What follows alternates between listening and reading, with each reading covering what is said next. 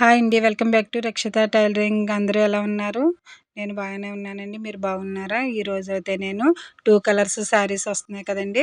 ఆ blouse piece అయితే cutting అయితే చూపిస్తానండి. ఇలాగే ఈ శారీకి 2 కలర్స్ వచ్చినాయి కాబట్టి 2 కలర్స్ లైనింగ్ పీస్ అయితే నేను తీసుకుంటున్నానండి. బ్లాక్ వచ్చింది, పింక్ వచ్చింది.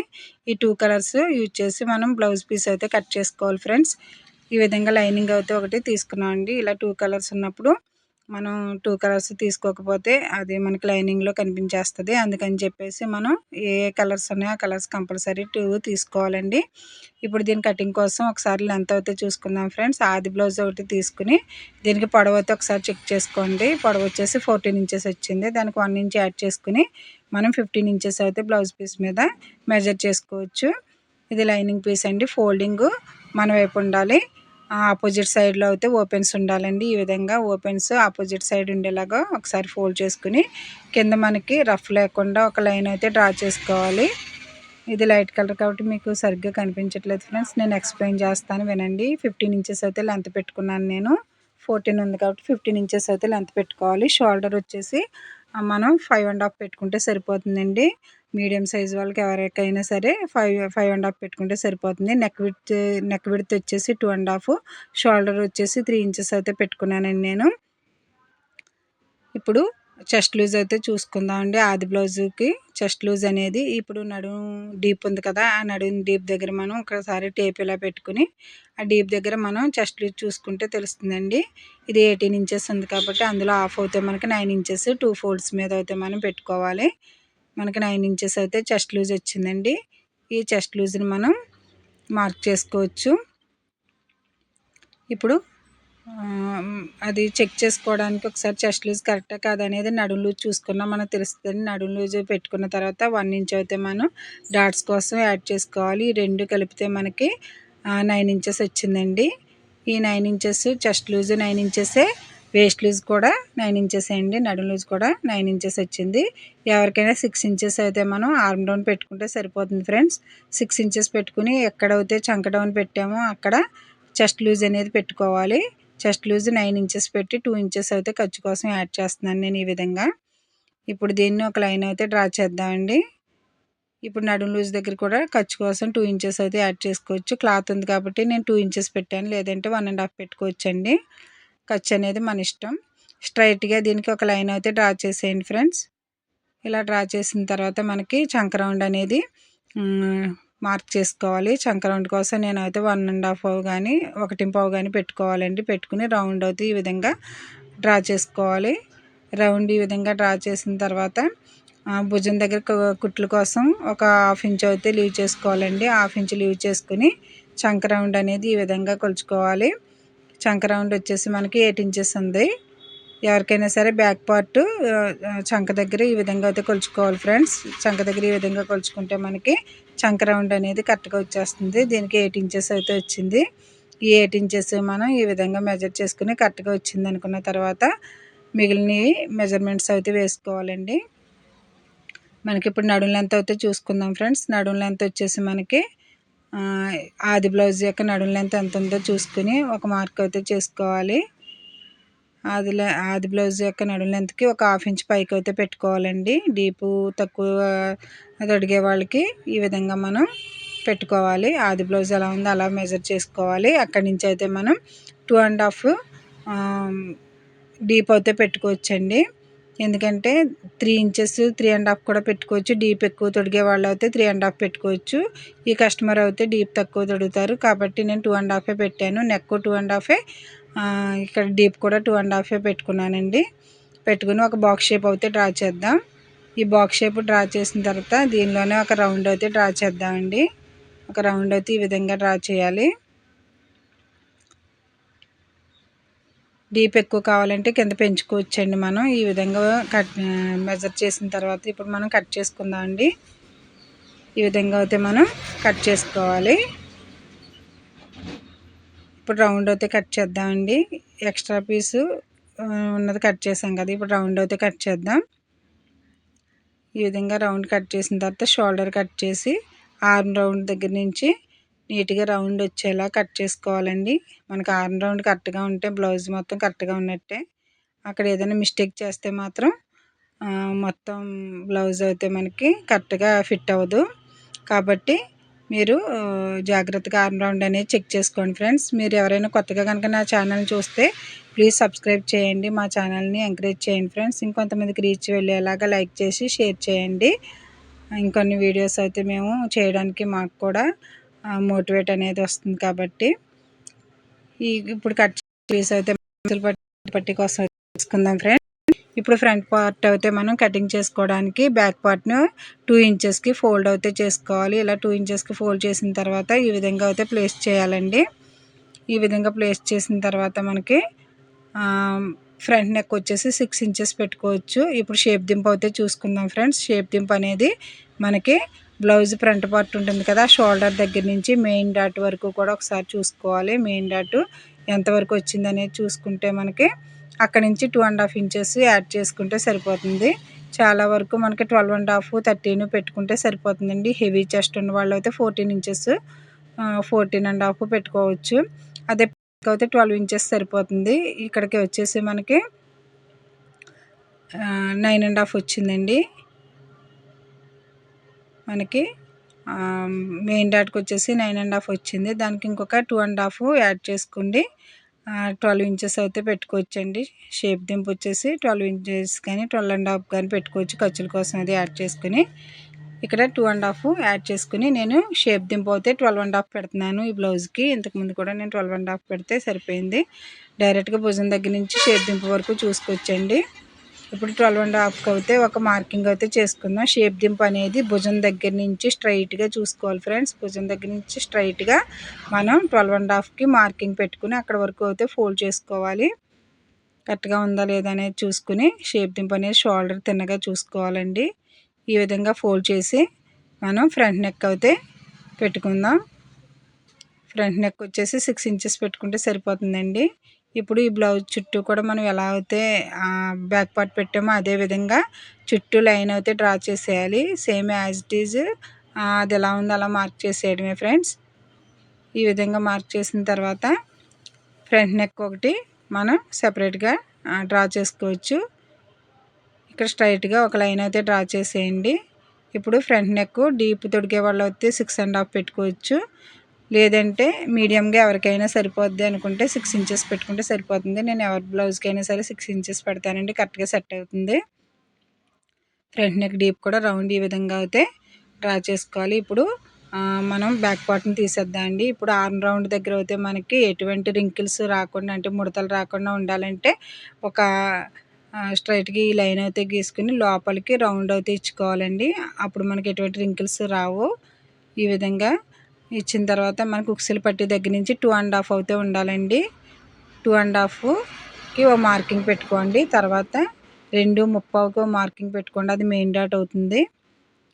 ఇక్కడ నుంచి ఉక్సులు నెక్క దగ్గర నుంచి 5 ఇంచెస్ అయితే ఎవరికైనా సరిపోతుంది. ఏంటంటే ఉక్సులు పట్టి దగ్గర మనకు 4 ఇంచెస్ వచ్చిందంటే ఒక 1 ఇంచ్ యాడ్ చేసుకుని 5 ఇంచెస్కి పెట్టుకుని ఇలా రౌండ్ అయితే ఇచ్చుకోవాలి ఫ్రెండ్స్. ఉక్సులు పట్టి దగ్గర మనం కొలుచుకుంటే బెల్ట్ వరకు ఒక 4 ఉక్సుల వరకు కొలుచుకోవాలండి. 4 ఉక్సుల వరకు మెజర్ చేసుకుంటే మనకి 4 ఇంచెస్ వస్తుంది. ఆ 4 ఇంచెస్కి 1 ఇంచ్ యాడ్ చేసుకుని 5 ఇంచెస్ అయితే ఉక్సుల పట్టి కోసం మార్కింగ్ పెట్టుకుని అక్కడి నుంచి ఒక రౌండ్ అయితే ఇచ్చుకోవాలండి. ఈ విధంగా అయితే మనం ఫ్రంట్ పార్ట్ సింపుల్గా కట్ చేసుకోవచ్చు. ఓన్లీ చెస్ట్ లూజు మనకి లెంత్ తెలిస్తే సరిపోతుందండి. మిగిలిన ఈ కొలతలు ఎవరికైనా సరే చాలా వరకు సరిపోతాయి. ఆర్మ్ డౌన్ అనేది 6 ఇంచెస్ సరిపోతుందండి. చాలా హెవీ చెస్ట్ హెవీ బాడీ ఉన్న వాళ్ళకి అయితే మాత్రం కొంచెం కొంచెం పెరుగుతాయి తప్ప షోల్డర్ పెరుగుతుంది తప్ప మిగిలిన ఏమీ కాదండి. షేప్ దింపు ఒకటి అడ్జస్ట్ చేసుకుంటే సరిపోతుంది. ఈ విధంగా అయితే మనం ఫ్రంట్ పార్ట్ అయితే కట్ చేసుకోవచ్చండి. చాలా సింపుల్గా ఈ విధంగా ఫ్రంట్ పార్ట్ అయితే కటింగ్ అయింది. కొన్ని టక్స్ ఇచ్చుకోవచ్చండి. మెయిన్ డాట్ కోసం మళ్ళీ కన్ఫ్యూజ్ లేకుండా టక్స్ అయితే ఇచ్చుకోవాలి. ఇలా ఇది మెయిన్ డాట్ కోసం టక్స్ ఇచ్చుకోవాలి. ఒక 1/2 ఇంచ్ లీవ్ చేసుకుని అక్కడ మనం ఈక్వల్గా ఫోల్డ్ చేసి ఉక్సులు పట్టి దగ్గర డాట్ కోసం అయితే ఒక కటింగ్ పెట్టుకుందామండి. ఈ విధంగా ఫ్రంట్ పార్ట్ కూడా కంప్లీట్ అయింది ఫ్రెండ్స్. ఇప్పుడైతే మనం హ్యాండ్స్కి అయితే బ్లాక్ పార్ట్ వచ్చింది కదా, బ్యాక్ పార్ట్ అయితే విడిగా తీసుకుందాం. ఈ మిగిలిన పీస్లో అయితే మనం 3.5 అయితే మనం షేప్ బెల్ట్కి లెంత్ ఉండాలి. అలాగే బ్లౌజ్ పీస్ మనకి ఎంత ఉందో చూసుకుని దాని మీద 1 ఇంచ్ తగ్గించుకుంటే సరిపోతుందండి. చెస్ట్ లూజ్ వచ్చేసి ఇలా చూసుకుంటున్నాం కదా, ఇది ఎంత వచ్చిందో దానికి ఒక 1 ఇంచ్ తగ్గించుకుని పెట్టుకుంటే సరిపోతుంది. ఒక 10 ఇంచెస్ కానీ 11 ఇంచెస్ కానీ పెట్టుకుంటే ఎక్స్ట్రా ఉంటే కట్ చేసుకోవచ్చు, పోయింది ఏం లేదు. కొంచెం ఎక్స్ట్రానే తీసుకోవడం మంచిది కదా. ఒకవైపున అయితే మనకి 3 ఇంచెస్, ఒకవైపున అయితే 3.5 ఇంచెస్కి అయితే నేను మార్క్ చేసుకుంటున్నాను. ఈ విధంగా షేప్ అయితే ఇవ్వాలి. 4 ఇంచెస్ దగ్గర మార్కింగ్ చేసుకుని ఈ క్రాస్ షేప్ అనేది అక్కడి నుంచి డ్రా చేసుకుంటే నీట్గా వస్తుంది ఫ్రెండ్స్. ఈ విధంగా షేప్ బెల్ట్ అయితే కటింగ్ చేసుకోవాలి. షేప్ బెల్ట్ ఈ విధంగా కట్ చేసుకోండి. ఒకవైపున 3.5, ఒకవైపున 3 ఇంచెస్ ఉంటే సరిపోతుంది. షేప్ బెల్ట్ కటింగ్ కూడా కంప్లీట్ అయిందండి. ఇప్పుడు హ్యాండ్స్ అయితే మనం వేరే కలర్ వచ్చింది కదా, బ్లాక్ కలర్ వచ్చింది కాబట్టి బ్లాక్ పీస్ అయితే మనం ఒకసారి తీసుకుని హ్యాండ్స్ అయితే కట్ చేసుకోవచ్చండి. ఇప్పుడు వచ్చే ఈ పీసెస్కి మనం ఒకసారి కలరు కంపల్సరీ చూసుకుని వేసుకోవాలండి. మనకి ఆర్మ్ రౌండ్ వచ్చేసి అంటే చంక రౌండ్ వచ్చేసి 8 ఇంచెస్ ఉంది కదా, అందుకే 8 ఇంచెస్కి ఫోల్డ్ చేసుకుని 2 ఇంచెస్ అయితే మనం ఎక్స్ట్రా పీస్ అయితే జాయిన్ చేసుకోవచ్చండి. ఈ విధంగా 8 ఇంచెస్ ఉండేలాగా మనం ఒకసారి పీస్ని అయితే అడ్జస్ట్ చేసుకోవాలి. కింద రఫ్ ఏమి లేకుండా ఒక లైన్ అయితే డ్రా చేద్దామండి. ఇది 8 ఇంచెస్ ఉందా లేదా అనేది ఇలా క్రాస్గా పెట్టి చూసుకుంటే తెలిసిపోతుంది. 2 ఇంచెస్ ఖర్చు కోసం అయితే ఉంచుకోవాలి. ఈ విధంగా పెట్టిన తర్వాత కింద అయితే మనం రఫ్ కోసం ఒక లైన్ అయితే డ్రా చేసుకోవాలండి, అది కటింగ్లో పోద్ది. తర్వాత స్టిచ్ కోసం ఒక లైన్ అయితే డ్రా చేసుకోవాలి. అక్కడి నుంచి హ్యాండ్ యొక్క లెంత్ ఎంత ఉందో చూసుకోవాలి. హ్యాండ్ లెంత్ కరెక్ట్గా భుజం దగ్గర నుంచి మనకి కింద వరకు కూడా ఎలా ఉందనేది ఒకసారి చూసుకుందాం ఫ్రెండ్స్. ఈ విధంగా హ్యాండ్ లెంత్ అనేది ఎంత వచ్చిందనేది చూసుకుని అక్కడ వరకు అయితే ఒక లైన్ అయితే డ్రా చేసుకుందామండి. ఒక లైన్ డ్రా చేసుకుని అక్కడి నుంచి డౌన్ అయితే 3 ఇంచెస్ పెట్టుకోవాలి. హ్యాండ్ యొక్క డౌన్ 3 ఇంచెస్కి అయితే పెట్టుకోవాలండి. 3 ఇంచెస్కి డౌన్ పెట్టుకుని ఇక్కడ కూడా ఒక లైన్ అయితే డ్రా చేసుకుందామండి. పైన 2 ఇంచెస్ పెట్టుకుని రౌండ్ అయితే ఈ విధంగా ఇచ్చుకోవాలి. రౌండ్ ఈ విధంగా ఇచ్చుకుని ఇప్పుడు కట్ చేసుకుందాం ఫ్రెండ్స్.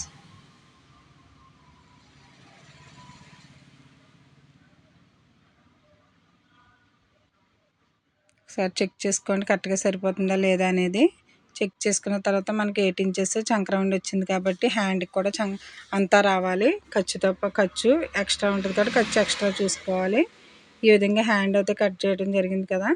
ఇప్పుడు మనం మెయిన్ క్లాత్ అయితే కట్ చేసుకుందాం అండి. ఈ పీసెస్ వేసుకుని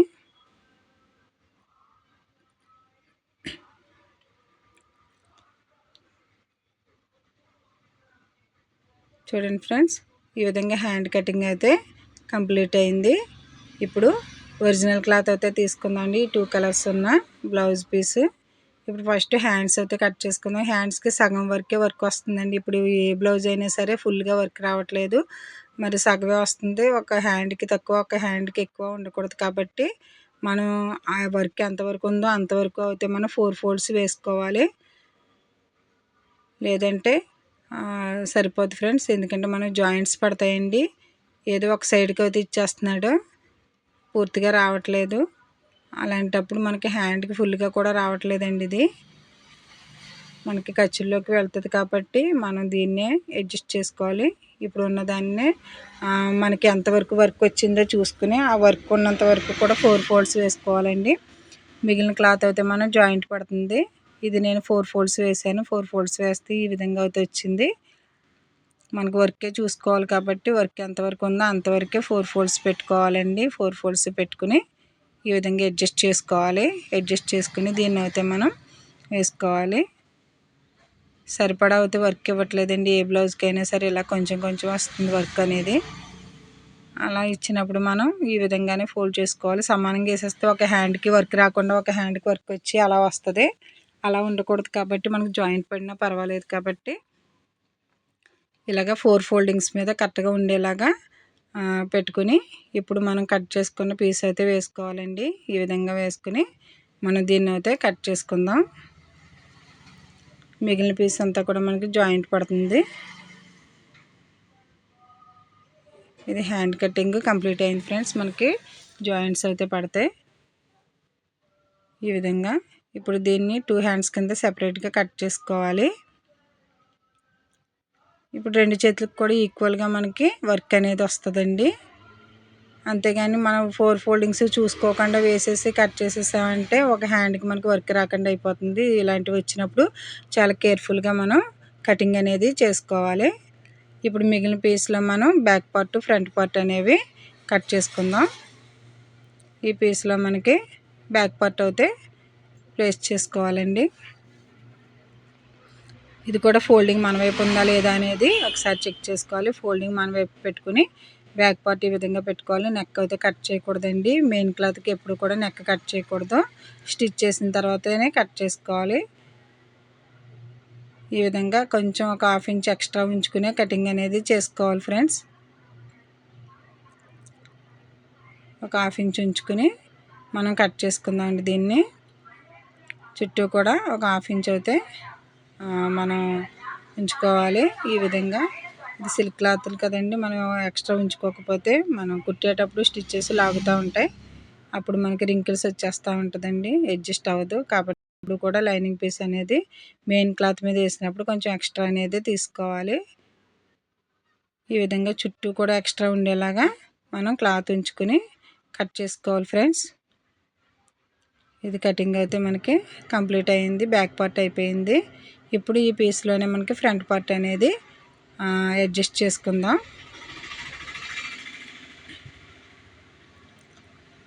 ఫ్రంట్ పార్ట్ ఇలా క్రాస్గా వేసుకోవాలండి. ఇది క్రాస్ కటింగ్ బ్లౌజ్ కాబట్టి ఇలా క్రాస్గా వేసుకుని దీన్ని అడ్జస్ట్ చేసుకుంటూ మనం కటింగ్ అయితే చేసుకోవాలి. ఫ్రంట్ పార్ట్కి కూడా కొంచెం ఎక్స్ట్రా అయితే క్లాత్ ఉంచుకోవాలండి. ఎక్స్ట్రా క్లాత్ ఉంచుకుని మనం ఈ విధంగా కట్ చేసుకోవాలి ఫ్రెండ్స్.